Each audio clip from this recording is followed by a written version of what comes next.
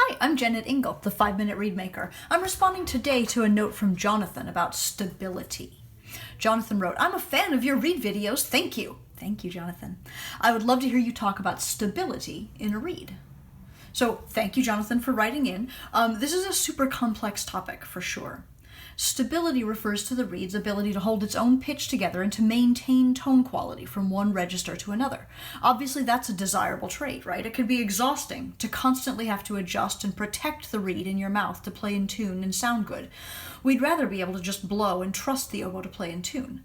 Frequently, when people fret to me about needing to improve their endurance, my first piece of advice is to make sure their reed is stable and up to pitch before we start brute force practicing to build up muscle. I think the first most important element of stability is structure. The stronger your spine is here, the more cleanly the spine continues through the reed, the more cleanly the slope in the tip proceeds from thick in this area all the way out to very zero here, to very thin. The more cleanly that proceeds, and crucially, the stronger the heart is, the more stable your reed is basically going to be. Now, I would point out, though, that your reed can be too stable. The opposite of stability is flexibility, right? And you have to be able to flex a little. Any given note has to be able to move, depending on its place in the harmony, and you have to be able to match your colleagues, whether or not they are, on the needle correct. Furthermore, a reed can be so stable that you can't easily change color or dynamic as you play, and these are obviously important musical elements.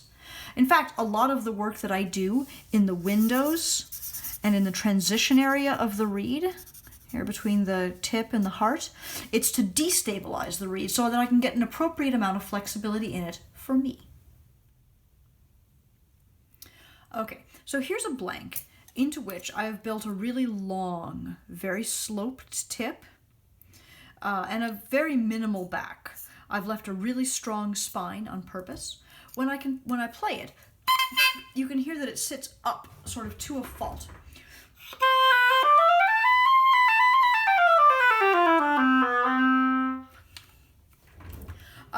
And I actually want more depth and more flexibility in it than that. So I'll take more cane at the gutters of the rooftop, this area right here and right here,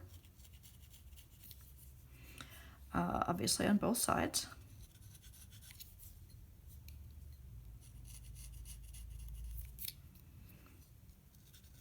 And then probably I've dropped the crow, so I'll clip a little bit. Yep.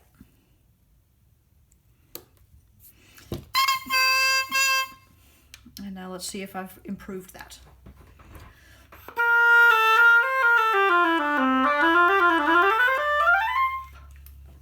This reed is still really, really stable.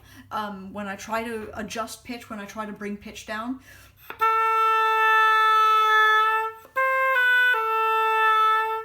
I really can't get it to go very far. So I want more flexibility. If I'm going to take out, I'm going to take out from the windows in the back, behind the heart, right here.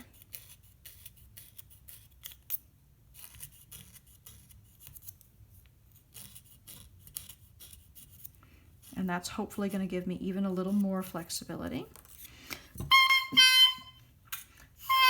You can hear that it's dropped the crow a little.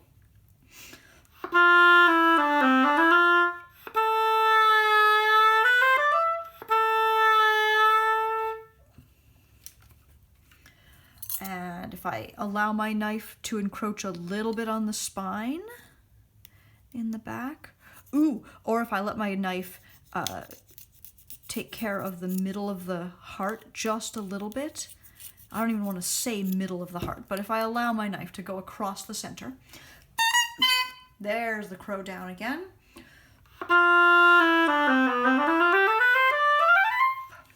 And now I've got a little more depth in the sound and I have quite a bit more flexibility in pitch. It's still stable because I started with stability, but that's definitely more what I want. If, however, your issue is that your reed is too flexible, the problem may be that the heart is too thin or that the spine is gone. Thinness in the center can rob you of stability. This is a reed that I've scraped down too far in this area on purpose, just for you. you can see, I hope, that the heart is quite thin here, that I've really taken a lot out behind the heart in the windows, and even that there's a thin place right here in the middle of the tip, which is definitely causing my stability to have broken down. When I play the reed, you'll hear that it's got a whine to it, and it's got some way too much flexibility.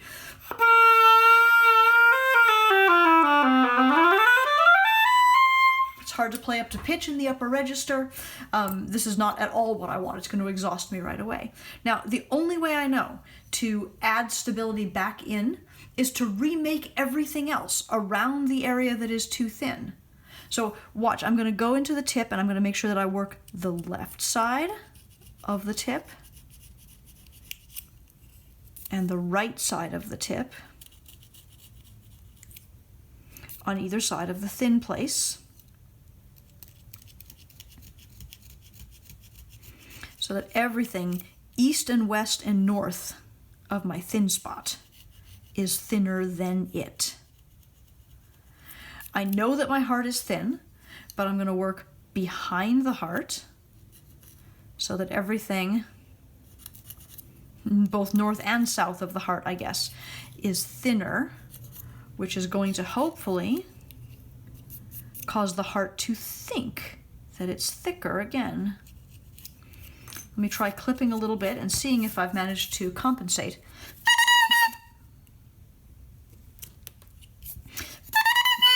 I'm gradually bringing the crow up by clipping.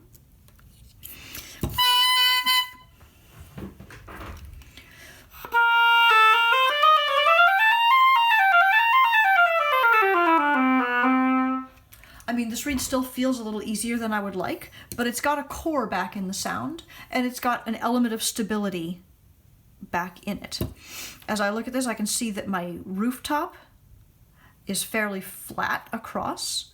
If I steepen that rooftop a little bit, like so and so, like this is going to have other side effects, but it is going to have the effect of making the middle of the reed think that it's thicker, to give the impression of a stronger spine in the center, and thus to increase the stability a little bit.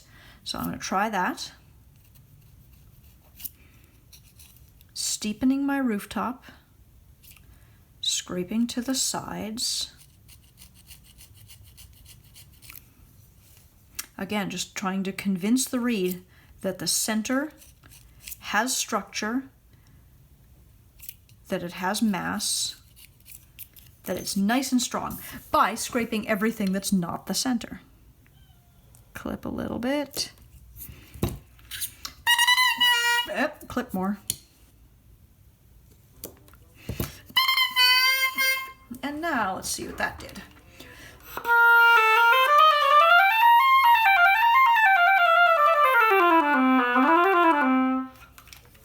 So in that way, I've managed to replace a little bit of the stability in a reed that had too much scraped out of the center and that had no stability in it. Of course, another factor that you want to think about in your reed is resistance. How much do you have to blow to get the reed to really vibrate? And this is, of course, very individual. How much do you want to blow? This is something that you can adjust in this area, the transition between the tip and the heart, and in the heaviness of the heart itself. Obviously, you have to leave that at the beginning as you're beginning your scrape. Now, stability is a big issue, and it does vary very greatly from one reed style to another. But I do hope that this video has been interesting and helpful. This has been a 5-minute Reedmaker lesson. You can follow these short videos right here on YouTube, and you can subscribe if you wish. If you have questions or concerns, or if you want to order reeds or cane, you can find me at jennetingle.com. In fact, I'd love to hear what else I can help you with and what my next short video should address for you. Let me know. Thank you so much for watching. Have a great day.